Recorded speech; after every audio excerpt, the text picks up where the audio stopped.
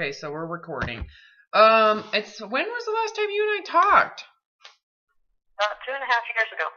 Oh my gosh, I don't know. It doesn't feel that long to me, but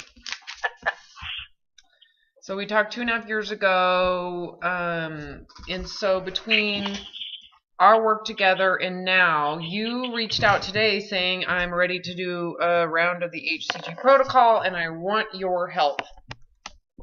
Yes. So, tell me what's happened between, or where you're at, since we. Well, Go ahead. after I talked with you, it was great. Things went really well. My trip to France went very well.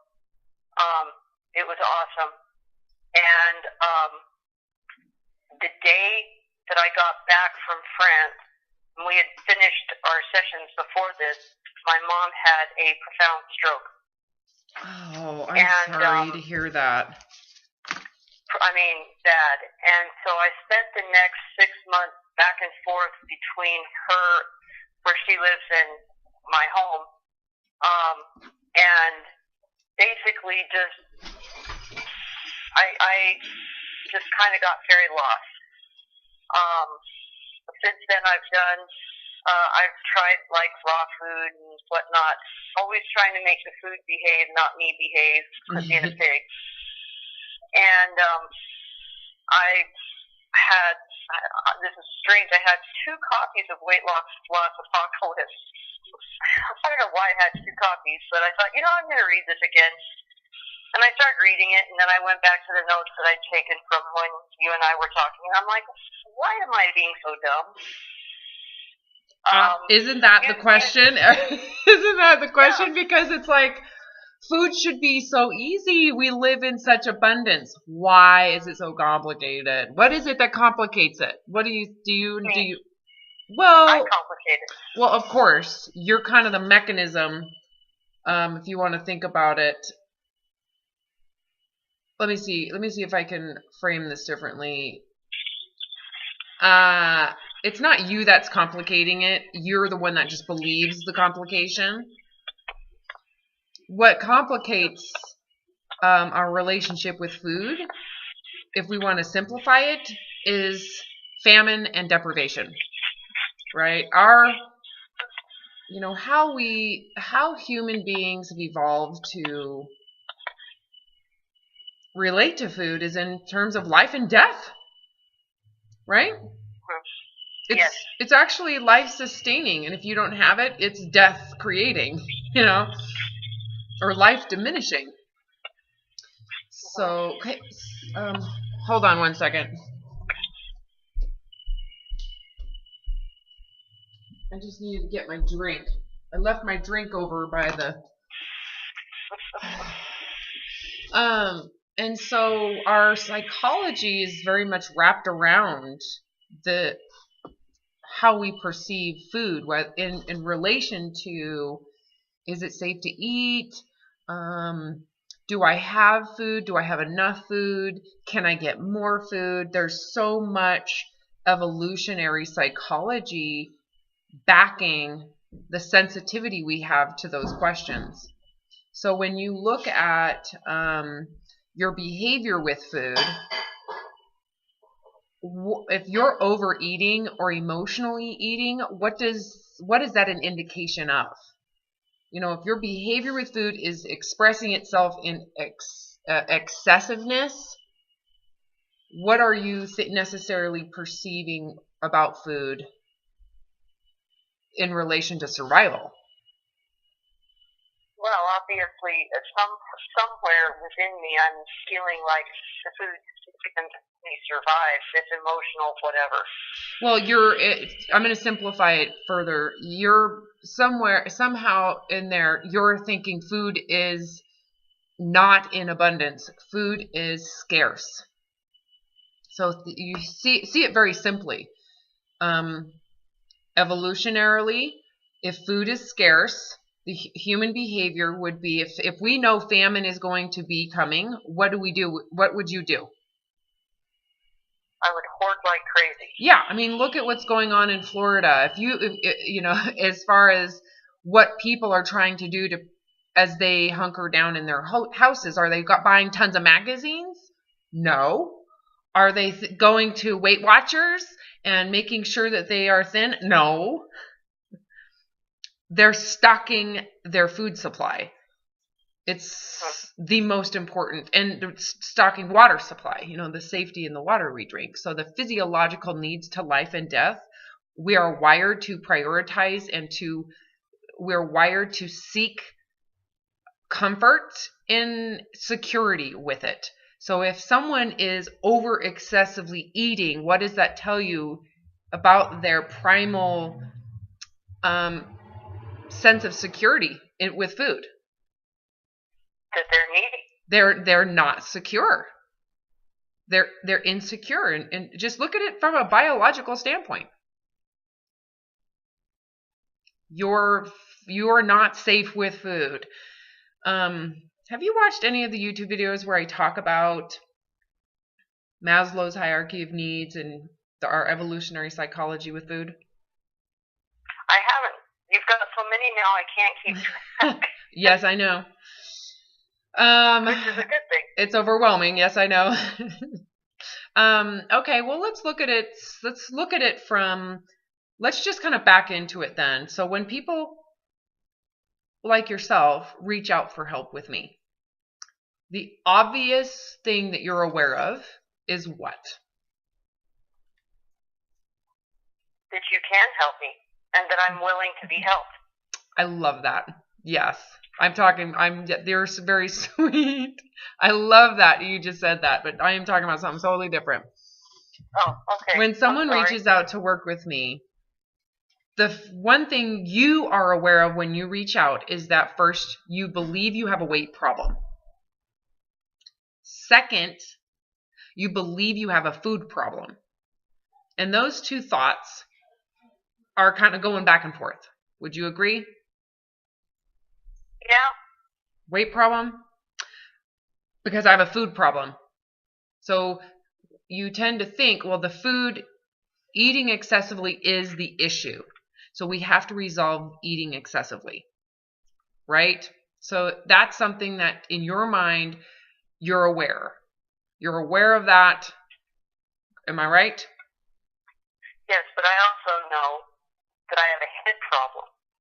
Well, yes, and this is where I'm headed, which is if the behavior is, right? The behavior is that you are overeating. So let's not judge it. Let's just look at it as if we're observing the species. Here's a human being who is hoarding and excessively eating, and why is that? Well, we can see that she also, if we look at the behavior over a period of let's just say 10 years, okay? 5 years. Just 5 years. Let's use 5 years. That intermittent with that excessive eating she is depriving and starving herself. So when you look at the excessive eating behavior, can you see how it coordinates with deprivation? They go hand in hand. Yes. Okay. Most people don't ever look at the deprivation as the problem. But if you look at yourself as a species, as a mammal, okay, that has the biology wired into your brain and the cortex of your perceptions and thousands and hundreds of thousands of years of evolution. If it means life and death, if food is a life and death necessity, it is a life necessity, okay? Don't you agree that if it is going to be in famine or in lack or removed, or if you think something is dangerous, even if it's not, right, that before you eliminate it, you're going to be eating it excessively, preparing for that famine? Yeah, sure. Right? That's not even like, I'm so confused how that happens. You agreed? Like, don't you agree? That's like, well, of course. Don't all animals, wouldn't they do that, the same thing? Yeah. I know. So you have to really look at why that isn't. Sorry, I had to shut my door. The dogs were going in and out the door, and the heat's coming in. You have to really look at why the chronic famine, enforced famine that you're imposing on yourself, how that impacts your relationship with food and how you psychologically perceive food. Right? So Abraham Maslow was a scientist who studied human behavior and human motivation. And he created a theory, human behavioral psychology. In human behavioral psychology, and he used a diagram to explain it. It's called Maslow's hierarchy of needs. Basically, what he theorized, and it is foundational psychological education stuff. Anybody who gets a degree in psychology is going to be studying Maslow's hierarchy of needs, because essentially the foundation of our psychology is wired to is motivated to secure the life necessities over everything. Okay, are you there? Yes, I'm just listening. Okay, for some reason you are kind of breaking up. I don't know why. So basically his theory is that the base of our psychology is those fundamental physiological needs, and that we prioritize those survival necessities over less necessary needs. So it kind of looks like a pyramid. The foundation is food and water. Essentially all physical need that we can't provide for, our bodies don't provide for us. We have to seek it outside of ourselves. Our body doesn't provide its own fuel. Therefore, we have to get fuel from animals and foraging and, food of the planet. Correct? Yes, ma'am. To sustain our own life. So if you don't have food and water, you're going to die very quickly. So it's the most powerful motivation we have. And what Maslow found in his observations, and there's tons and tons of confirmation around this, and some dialogue back and forth, that if you don't have food and water, your brain will not function in any other direction. Basically gets hijacked to seek and to work to secure your food and water immediately.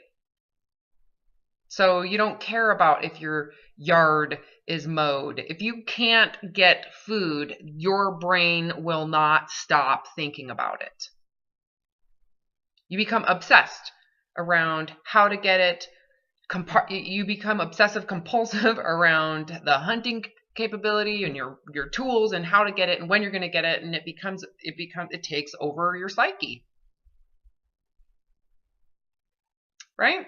So if we look at what the brain wants to feel to move on with its thoughts, it wants to feel that you have food immediately. It wants to feel that you have enough food to not just feed yourself, but to feed the people you care and love for. It wants to know that you can get more, you can replenish and restock it. This is why we need to know when we're getting paid. How do we get our food? When are we going to go shopping next?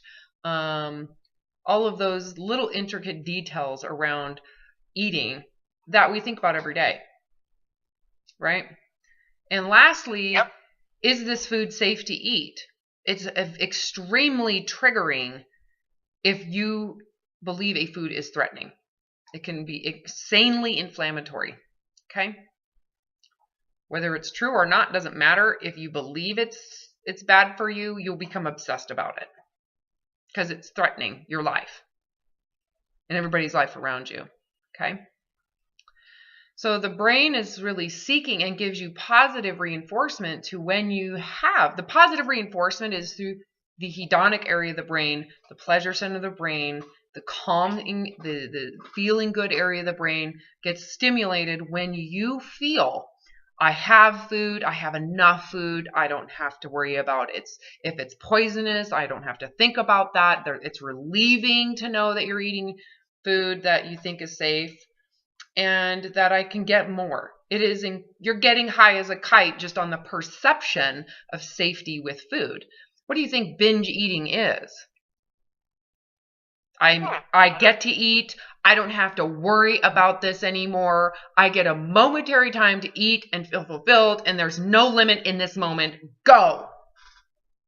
Your brain is lighting up. Is it really the food, or is that temporary door opening for you to have access to food without fear, without shame, and without guilt for that moment? The latter for sure. I know, right? It's amazing when you talk to someone who does this that you're like, oh yeah, it's not the food I'm eating. I don't even like the food I'm eating sometimes. I'm just eating it out of getting rid of it and the fact that I can eat it and I don't have to feel bad in the moment. It's not dangerous right now because I'm going to fix it later. Right? Yeah. Especially with dieters, the only reason a food would be dangerous is when you are looking at it as a threat to your weight. Right? And why would your weight be threatening? Well, this brings me to a different priority of survival that that Maslow describes. So the base is food and water. So our brains will do everything it can to feel safe and secure there. Okay. The next level up would be environmental safety, shelter, clothing, medical treatment, that you have access to, a place to sleep, a place to excrete, a way to be clean and hygiene. Those are all really important things.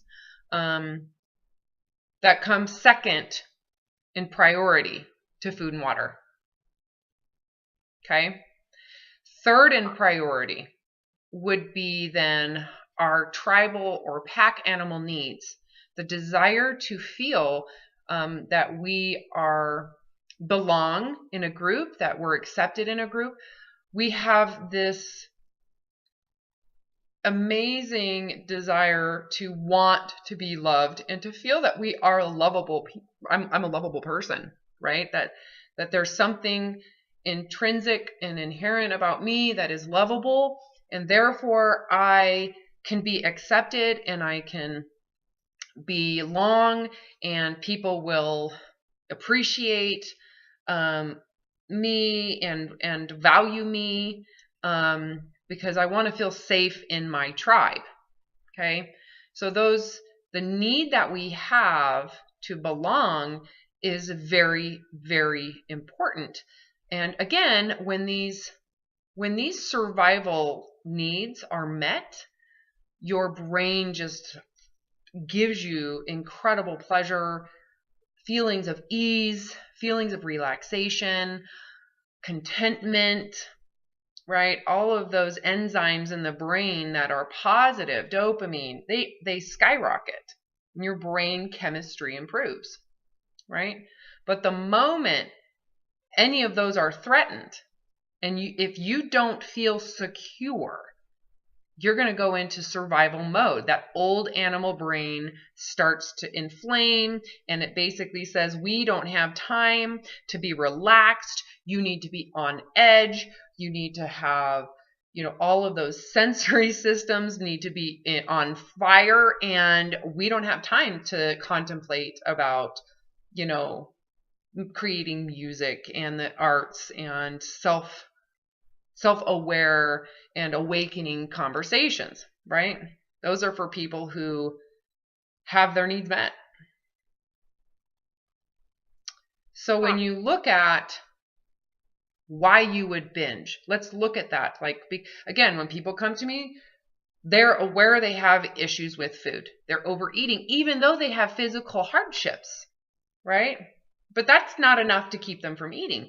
It's understandable, don't you agree? I mean, if you don't really have a physical problem, okay?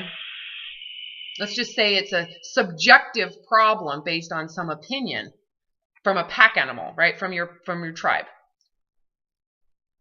And you're told you have to go into famine so that everybody will accept you and have belonging, right?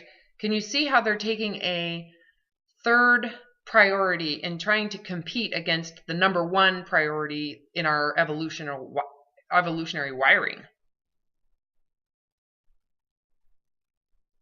No wonder you panic and can't get over it. Right? So my goal in this little conversation is to help you see you don't really have an eating problem. Your behavior with food, if we look at it, is understandable. It's actually very under the context of being deprived and starved and forecasting famine in front of you and having been in weird famine environments with food in different ways. I mean, can you see why food would be an obsession for you? Yes. And why it would all of a sudden be, and that's what you're thinking about, and that's what you care about, and it's become your religion and your lifestyle and all this stuff. So do you see what I mean now when I say when someone is binging and has excessive eating problems, what is that indicating?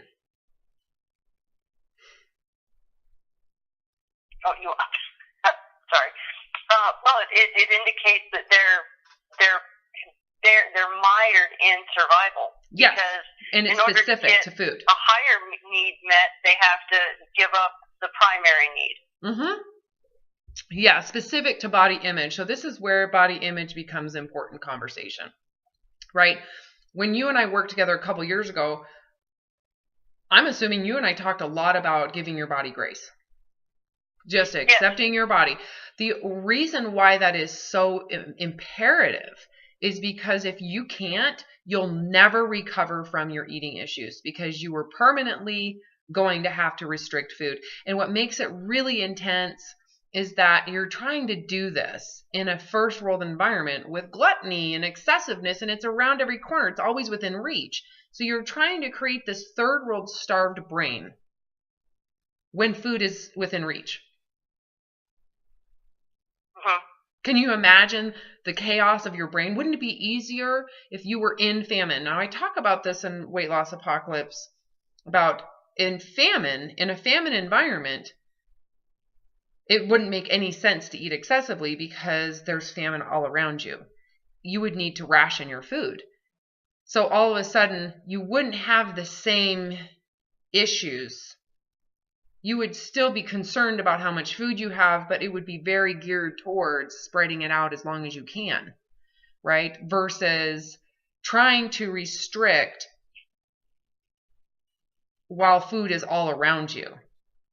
What you're prone to feel in that situation is resentment, threat, and punishment. As if you're being attacked. It's not an environmental situation you have to adapt to. Well, being attacked is environmental, but it's not you're powerless to this environment. It is being, in terms of having to diet, it is being done to you. So that's often why people get angry when they have to diet, because it feels so punishing. There's food everywhere. Other people don't have to do this. It's someone's birthday and there's all this celebratory food engagement, and you're not allowed, like you're being withheld from your own tribe, from your own culture, which once again, it's like, so you're supposed to lose weight to be thinner so that people will accept you and to give you belonging. But yet to do that, you have to deprive food and live as if you're a sketched out third world animal in starvation, while all the first world activity goes on around you. And to isolate yourself from that first world environment, you have to reduce the belonging that we've created in terms of food and celebration. Can you... That's just crazy. Right? So why are we doing this? Well, it's because we live in a culture that believes that women in particular are more valuable if they are leaner. The leaner, the better. And what's bizarre about this is, it's not bizarre. Body image has been going on for thousands of years. Okay, it's just changed. We can look at, ancient tribes where they used to bind the heads of the babies to elongate the skulls. As adults, their skulls would be longer. The shit people do to feel belonging, right? Ancient Egyptians, they used to shave their heads because of the cleanliness factor of their environment with lice and other bugs. And they used wigs to classify and to separate and segregate people into their value system. So if you were a slave, you had your hair a certain way, and it differentiated you from the upper class and from the royalty, who had very specialized wigs and all of that. If we look at in the English Victorian era, the corsets that they wore, because they valued or monetized women by the smallness of their waist. So they would create these corsets that caused a lot of physical damage. I don't think that one lasted very long. If you look at one that lasted a long time, that caused incredible amounts of pain and damage to the women that had to do it, is foot binding. I think it was like over 1,000 years in China that they actually used the smallness of a woman's feet to monetize her value in marriage. So to the point where her feet were so useless she couldn't walk. So it made her incapacitated. But she was valued based on the smallness of her feet. So they valued women whose feet were like 3 inches. That would be like, you are the jackpot. If your feet measured to 3 inches, so you can imagine too, with that type of body image, how magnified they would have put your feet. Like, it's kind of like how we monitor our weight today. They're looking at 3 inches and so centimeters, whatever the measurement they used. No different than you going, well, I was 175.2, but now I'm 176.3, and now I'm down to 171.8. All those magnification of, is it working? And the survival that's going into the little increments of what's going on with your weight, because your weight is so important to surviving in a tribe. Because today, we don't necessarily bind our feet and say, I'm valuable because I'm small, my feet are smaller than yours. And then, the women, going back to China, the women, if their feet were over 5 foot, they were useless, or 5 inches. The women's feet were over 5 inches, they were seen as useless. Peasants, farmers, they have no value. Right? That's just awful.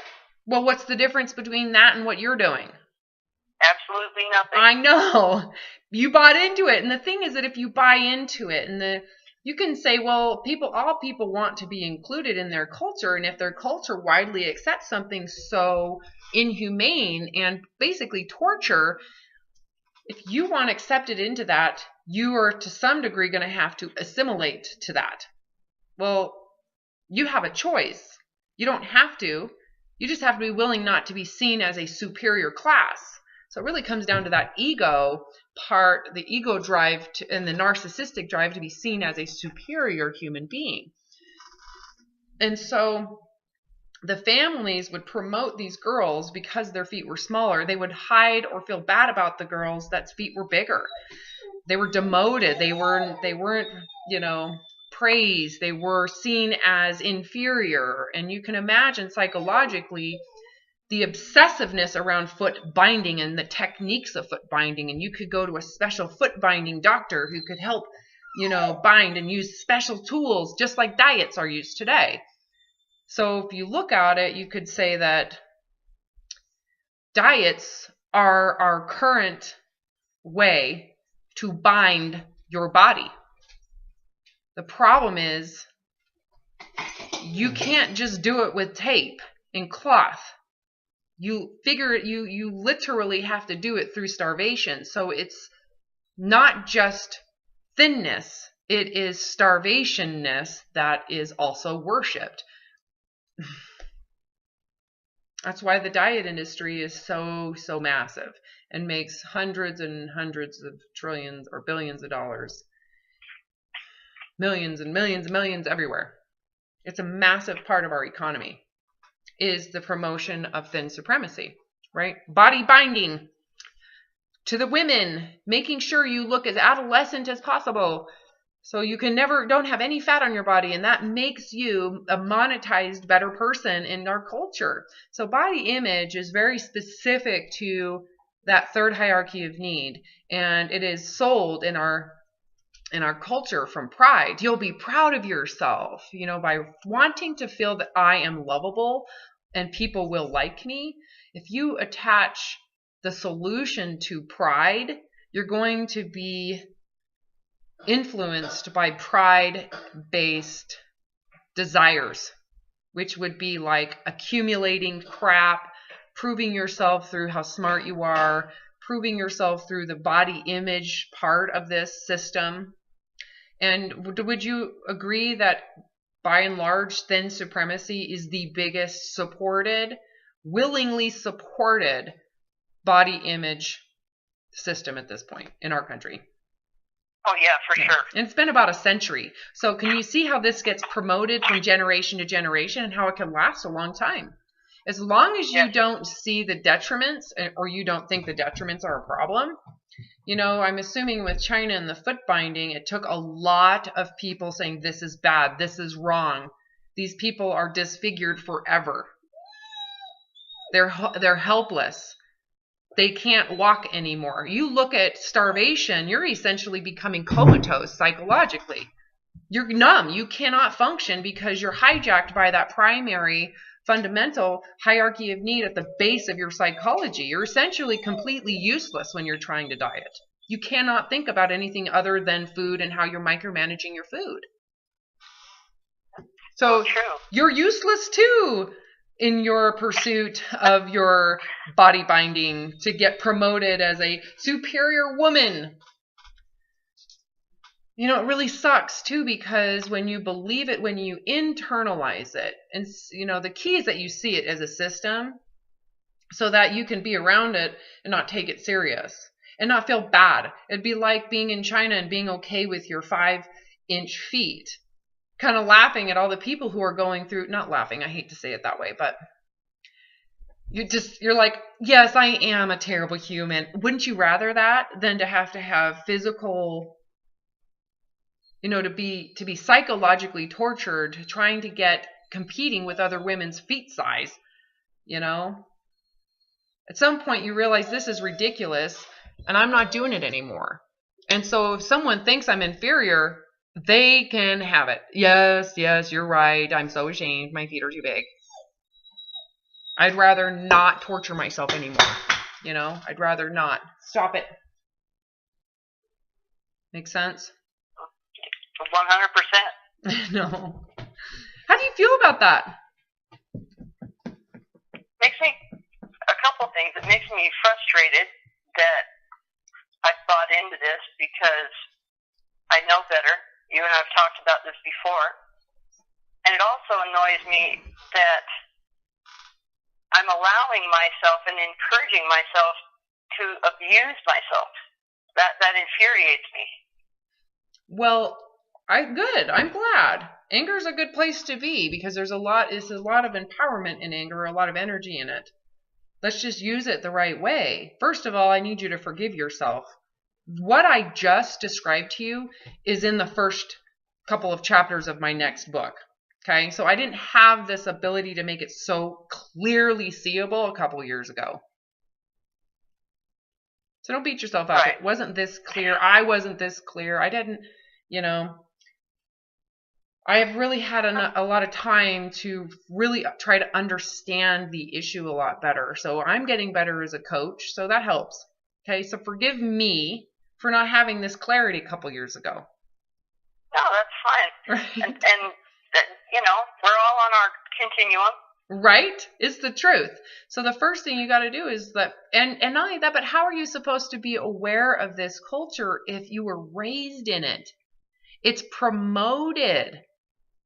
How many people, go back to the Chinese foot binding. How many people do you think it was just dogmatically followed? You bind your children's feet as soon as your baby's born, you start binding her feet. because that'll make my grandparents happy. That's what we're supposed to do. We want her to get married, right? And they get this, oh, look how cute her little bound feet are. You know what I mean? Not knowing that they are being completely brainwashed and manipulated by this culture to do something that is absolutely insane for some symbolic meaning of superiority, which is really to be controlled. You're being controlled, you know? So it's like one way for the lower class to prove themselves to the upper class. So we're going to create some weird, messed up body image performance that you have to do to prove yourself to the upper class, you know? So it's not something that when you're in it and everybody's doing it around you, you're not necessarily conscious or aware of how messed up it is. You'd have to leave your country, go somewhere else, and then come back to go, this is wrong. There's something wrong here. It's just accepted in this culture. Women are to be smaller. They're supposed to fixate on the way they look. Body image. Your boobs should be bigger. Your bone structure should be thinner. We're picked apart at all times, and it's all to be monetized. You're to prove your value as a pack animal to fulfill that hierarchy of need through this way of doing it. If you don't have the money, you got to be thin. And even if you have the money, you got to be thin. You know, and in different times, body image was a little different. In history, where there was huge financial separation, where there were the small wealthy, and then the majority of people were in poverty, or were in literal famine out of poverty, not a circumstance. It's where the wealthy just controlled all the money and it was never trickling down, kind of like what's going on right now. So that wealthy class actually used their weight to basically say, I'm wealthy. Look at you thin poppers. I'm wealthy, you know. And so it's been used, body image has been used to classify your worth as a pack animal in a very superficial way. And it's really a narcissistic way to fulfill that third hierarchy of need. The problem is when you're using something as superficial to do it, you never really fulfill those needs, especially within supremacy that requires you live in famine, right? Because you'll never come out of your issues with food. Very, very difficult. Very, very difficult. Your desire to be loved is essentially, that's why you're starving. That's why you diet. There's a fantasy attached. When you think of that thinner body, what you're doing is magnifying the symbolism of love and being wanted, because that's what's been promoted. The sad part is, because of all of the going into famine and the self-decided, you have to really look at, no one's made you do this. You willfully wanted to feel valued this way, that you voluntarily put yourself in harm's way psychologically by going into food restriction, not knowing that it was psychologically damaging if you don't have actual famine around you. There's actually studies that show when people are, how we respond to diets under certain circumstances. I don't know if I've talked to you about this, but how women they've taken groups of dieters and given them different contexts. Same exact diet, same exact food restrictions, 3 different environments. The first group was doing it for a spiritual cause, like a fast. The second group they were to restrict but stay in their homes. They weren't to eat out in public. They were to only have the food that they were to eat in their home. So all the excess food was taken out. And then the third group was to eat the restrictions around food, around the other food they can't eat, around other people eating food that they can't eat. Which group do you think had the most cravings and urges to binge? Probably the one where you got to eat where everybody else was out, because then you'd feel deprived. Yes, the third group. There was a lot of difference. The first group didn't really have any issues, didn't have emotional eating, didn't have binge eating afterwards. The second group, they did have a tendency to overeat when it was done, and they were around real food again. The third group, however, had higher sense of cravings, higher feelings of being deprived and punished, and they actually showed signs of binge eating in their behavior afterwards. Wow.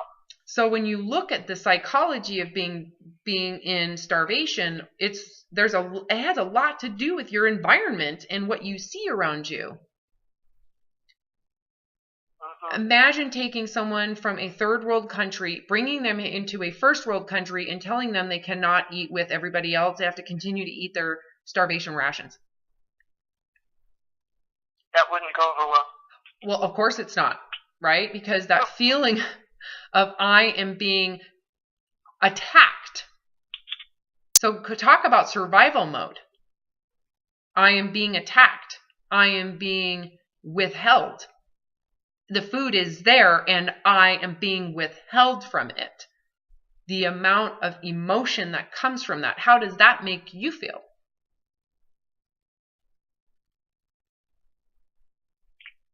Well, it's a no-win situation. You want company, but you also want to eat. So which one do you want more? Well, and you can get company if you eat. Exactly. So you can't win for losing. No, it feels punishing, depriving, and most people describe it as they feel a lot of resent. They are victims. They become victims in their mind. I am a victim. I'm pissed off. I don't get to eat. Screw this. And this is what we call emotional eating. No one's looking at the deprivation or the thin supremacy body image culture as the problem.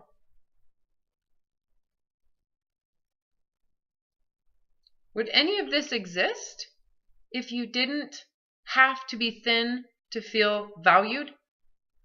No, none of it would. I know. None of it would. You're right. So when someone comes to me and wants none of it, how are we going to do that? We've got to get you to surrender the thin supremacy. We've got to surrender the emotionalizing and the catastrophizing of your weight. But also on the other side of that spectrum, we have to get rid of the cognitively distorted and promoted idea that you're a valuable person with thinness. That's only in the eye of the thin supremacist. That's the belief system. People who believe.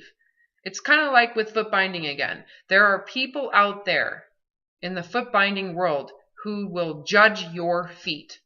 It is true. Imagine being in China 300 years ago where they were still doing this to their girls.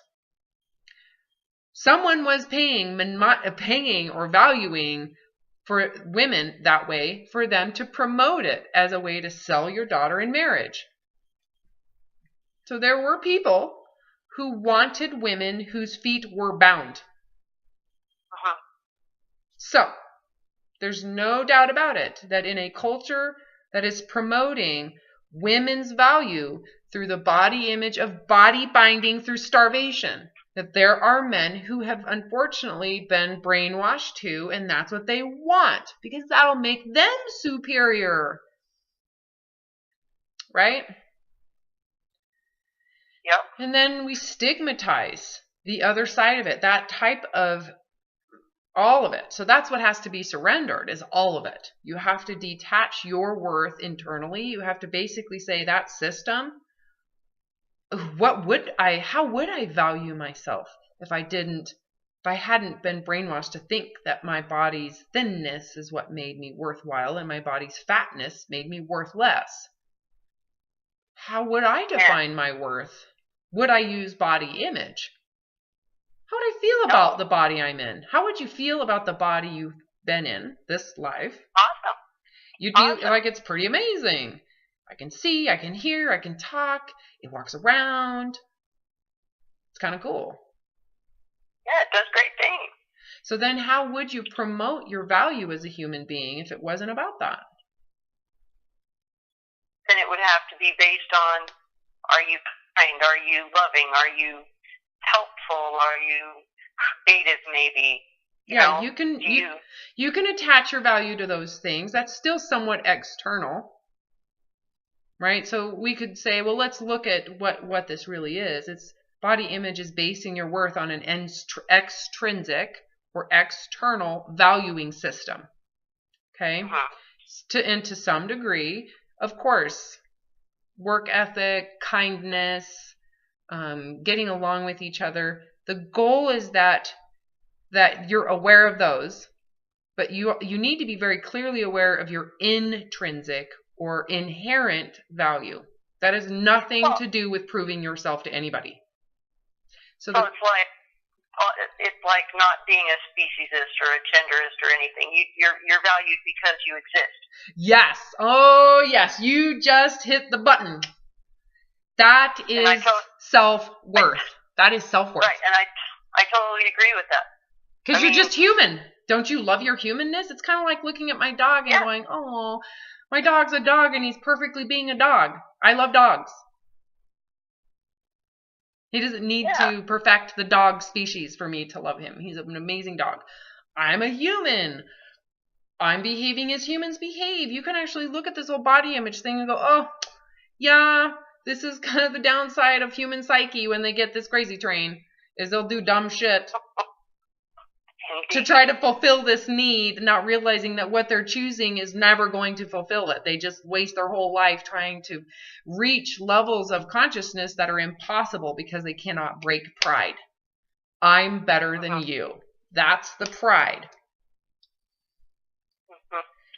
I have something that makes me special. If you have to be special, you are now never going to you won't make it past that. That makes perfect sense. Because now you have to prove your specialness. So now you are a slave to the pride. So you will never actually reach Maslow's hierarchy of needs, the upper states of someone who's surviving. So below those first 3 levels are in survival. Like you have to secure those. Those are life and death needs. The baseline priority is food. It's the most important priority. The second priority is environmental. And the third priority is your pack animal needs. If those never get fulfilled, you can never reach the upper states of consciousness, which is where you find self-actualization, where the human brain, the cortex of the brain is far more active. Your intellect is far higher. You're not as impulsive. You're more laid back. You have more of a type 2 personality because you're not obsessive compulsive like the type A's. It's a very different area and access of different way of being. You'll never hit that. And you can look at what you're doing and going, that's what I want. That's what I thought being thinner was going to give me. Freedom. To be real and be myself and to feel like confident. Well, that doesn't come from extrinsic needs based on I'm special. That's the narcissism. That it will never come because you're never really accepting your humanness. You're accepting the conditions of some external measure. The idea of freedom isn't in here. It's out there. It's with the body, with other people's approval. My freedom and my the self-actualization someone else will give me. So you'll never get it. Because self-actualization comes from within. And so if you can't go within to fulfill your basic fundamental psychological needs, you'll never be able to go from within to get the self-actualization that Maslow talks about. Or in relation to Dr. David R. Hawkins' scale of consciousness, he talks about this as well, that the lower states of consciousness that are negative, those are the primal survival animal brain ego needs that you're trying to fulfill. They obviously come when you don't have them fulfilled.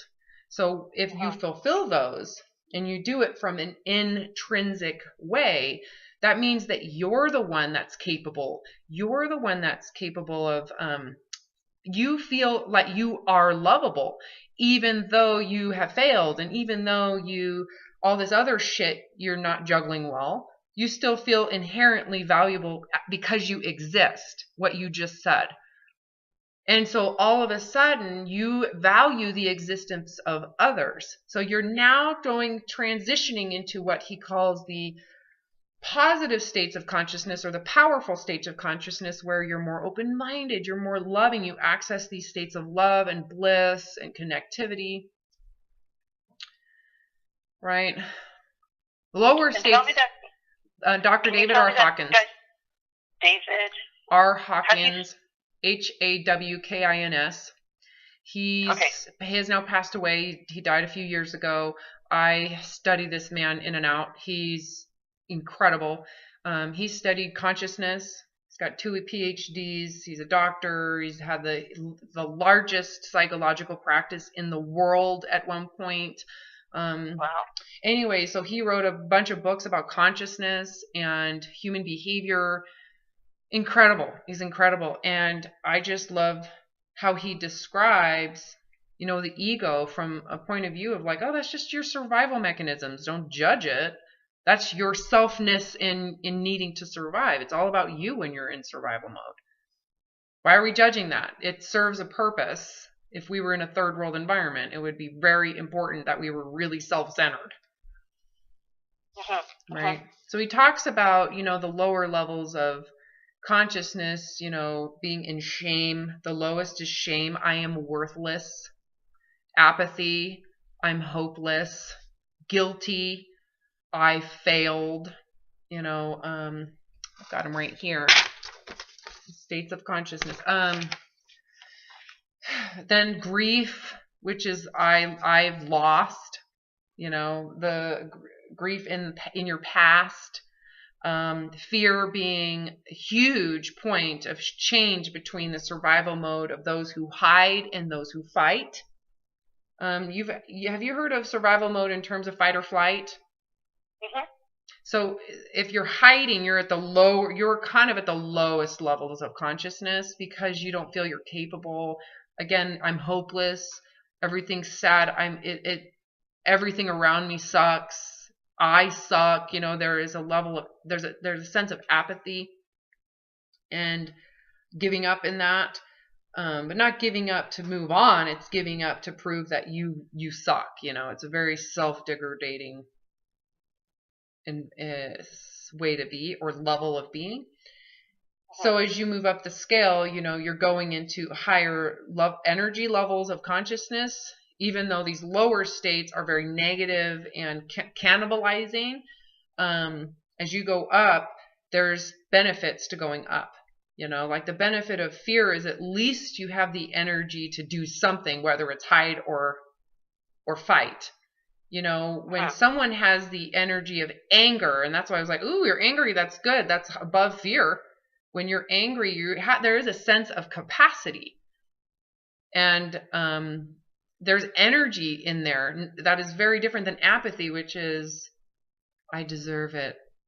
I can't help myself. I'm a victim. They're all victim states down there, but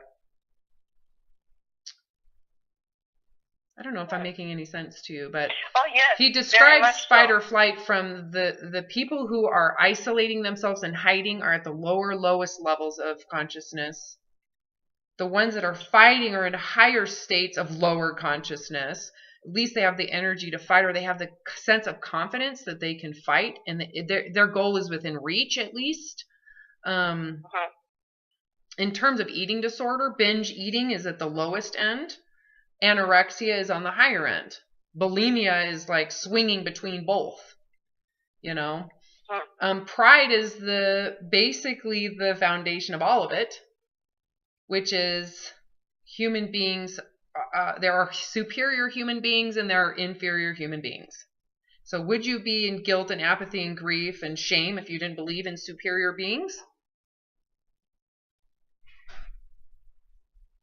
Well, if you're that prideful, then there's no other choice. You have to believe in shame and apathy, guilt and failure. And pretty much, exactly. Yeah, you wouldn't have those emotions if you didn't believe in the pride of being superior. And so when you look at the pride is kind of at the top of the lower states of consciousness. I totally believe that this entire body image issue is based in pride. If you look at the economy around desirability, the whole thing is based on surviving through superiority. Desire this, Yep. go get that, acquiring this. It's like you have the energy to fight for survival through the desire to acquire external things.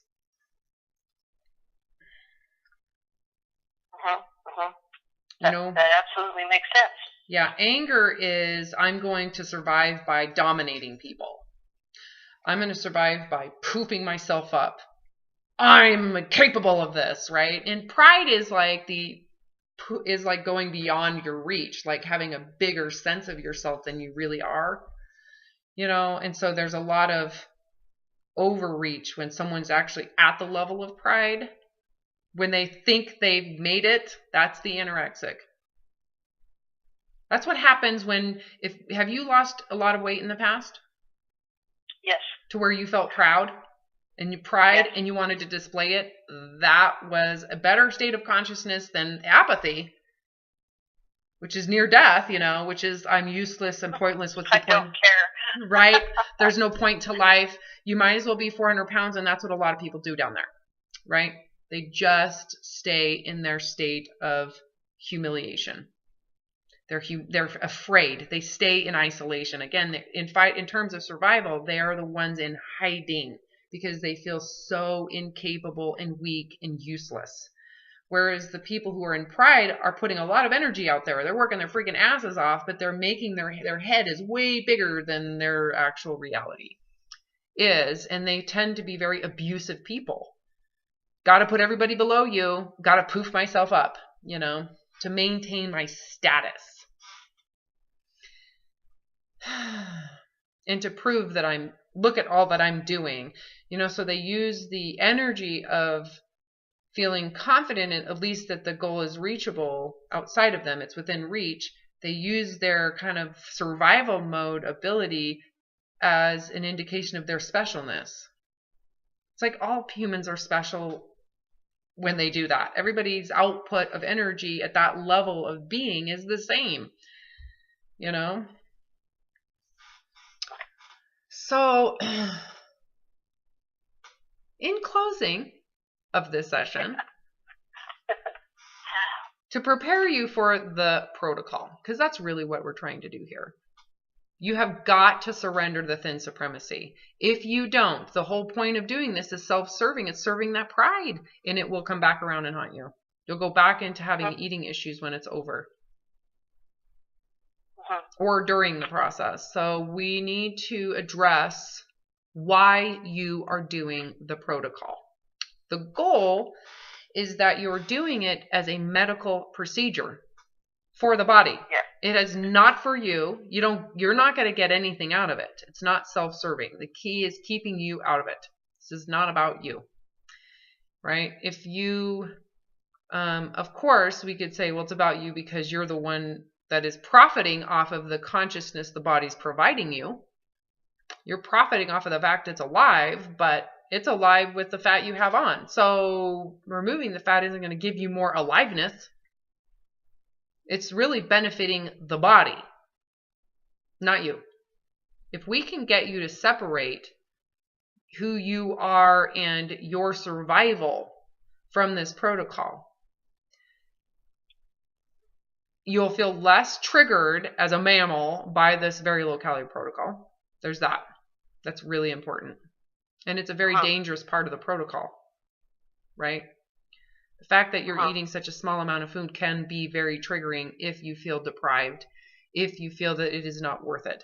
So the value of the protocol needs to be profound. It cannot be about your weight. No, and I understand that. And I think that's why I've gotten to this point. I'm sick and tired of diets. I'm tired of them. I don't want to do them anymore. I don't.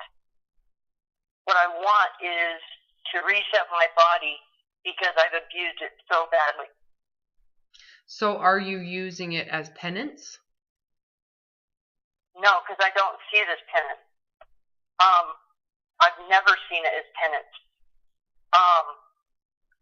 To me, the protocol is, I don't quite know the right word, but it's almost like like a salvation thing, not for the weight loss, but because I feel so much better. Okay. I feel better. Physically. Yeah. Yeah, that's self-serving. You need to not have that. I've seen this so many times. As much as we could say, oh my God, seriously, Robin, you're picking this apart. Well, that's because I've seen this blow up in people's faces.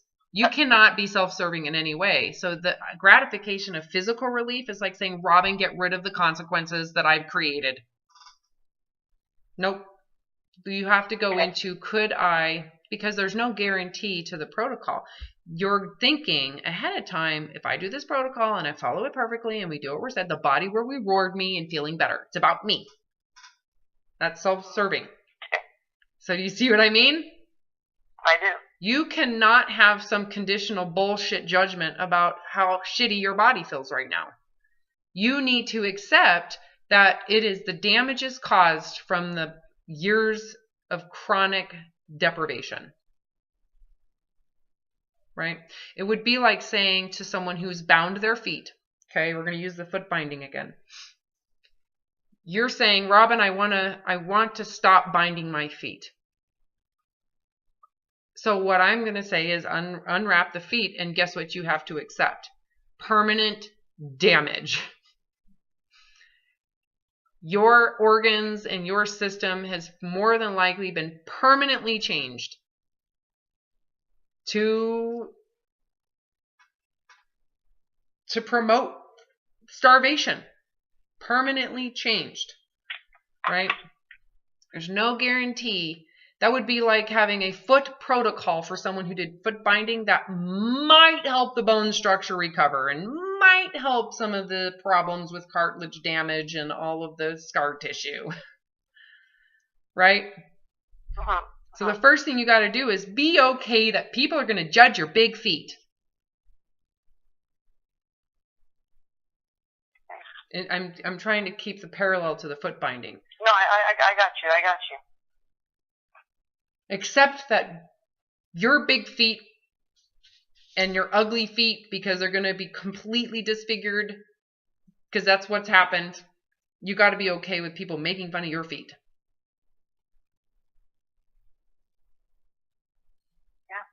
Because I'm the one that's done it to myself.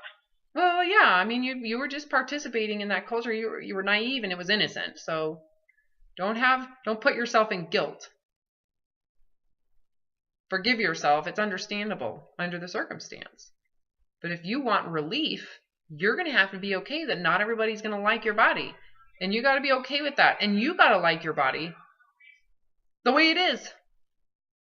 So that you don't have all of this need to make it here nor there and this way and that way, and the bias around its looks and it goes away. So if you want freedom, you have to surrender all of it and accept all of it. How do I do that? Well, we start with, if you had to stay permanently in the body as it is right now, the way it is forever, would you be willing to do that if it meant total and complete freedom from having to worry about it and make it a big deal? Yeah. So you go there first. So you essentially surrender the pride. You accept the loss. Surrender the pride. You don't want it. I'd rather be in the failure of it. I'd rather, and this isn't apathy. This isn't going and saying, I'm a failure and I'll never have it. That's victim role. Right? Again, if you stay in the victim position, you're going to go way down in apathy and you're going to feel sorry for yourself. Okay? Get rid of the victimization. You're getting something out of it. If you surrender all of this, you're essentially letting the body be its own entity. It is not you anymore. It's not your entity. It is its own entity. So therefore, I have no control over what it is and what it's going to do. Makes sense. Once you've done that, the relearning of food, it's like now you've got to learn you shouldn't have the impulsivity. This is what we worked on before. a couple years ago. Uh-huh. Once you surrender the body image, your issues with food just, they disappear naturally. It doesn't take work because you're no longer threatening your food into a survival problem. Uh-huh. If you start threatening your food, all those binging habits come back. Did you notice that in your break? I did. Yeah. But I did. So you have to go through that process again. Oh, right? Shit. But that's okay. Well, if you start the protocol right now, at this moment, like right now, what's going to happen? Oh, it'll be a disaster, and I don't want that. I know, and that's why you reached out to me. So the first thing this is the preparation process I do with everybody at this point. Okay. If I can, and it's your protocol, it's not my protocol. So I'm going to guide you, but you're the one that gets to make the decisions. And it's none of my beeswax what decision you make, but my guidance would be you need to go into surrendering to your fatness right now. Because even if you go into the protocol, there's no guarantee that it's actually going to magically fix the damages. You may lose 20 pounds and gain 10 back. You may never really get to that magical number where you don't feel the physical weight of your body anymore. Your body might be permanently damaged from the years of starving yourself and the consequences of the behavioral issues because of the starving, right? Uh-huh. You have to accept it. You have to reconcile. Forgive yourself and accept it.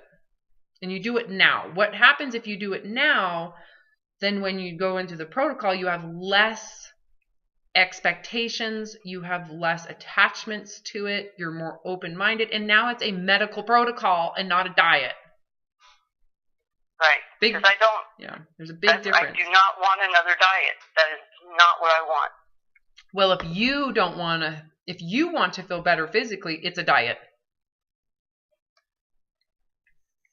Okay, I'm going to have to really ponder that. Yes, because this should not be about you. Because if you want to feel better, this is about you, and the body has to perform for what you think that is and what it needs to be.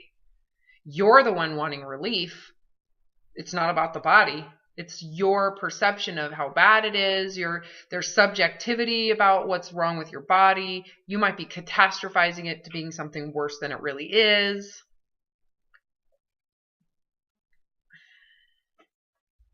I've had clients who are over 400 pounds who actually say, you know what, I've been living in this size of a body. Yes, there's complications. Yes, there's a lot of work that goes into this, but it's not as bad as some people might think. I mean, I'm healthy. I know. Healthy. I believe you. Your body has been kicking ass. It's been able to do what you've done to it over this That's period. right. It does great. Yeah. It does great. So the goal is that you separate yourself from the body and you really have a sense of your value as a tribal animal, as a human being, the existence you have that the body is supplying you, because you're not the one supplying the existence. What's supplying your existence right now? My body. Right? It's not even yours. You can't even claim it. That's so funny. I know, isn't it funny? We're so self-centered when we're in survival mode. Like, I claim my own existence. I don't even know how I'm speaking right now. I know. Yeah, that's so dumb. I know. Goodness gracious. That is so... Wow. It's a cool thought, isn't it? Concept, but it's so obvious. I mean, my body does everything. I don't even know how it does it. Right? And so you're going to sit there and be Miss Judgy McJudgerpants because it's not performing right for you? It's hilarious. It is. It's hilarious and asinine. Yeah. Okay. So you need to chew on this. I'm going to upload this video and then I'll send it to you. Watch it and let's follow up on Tuesday or something. Are you working this? I'm going to stop recording.